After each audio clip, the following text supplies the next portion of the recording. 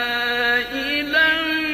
فأغنى فأما اليتيم فلا تقهر وأما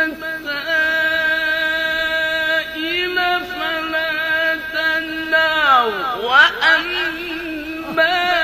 بنعمة ربك فحدث بسم الله الرحمن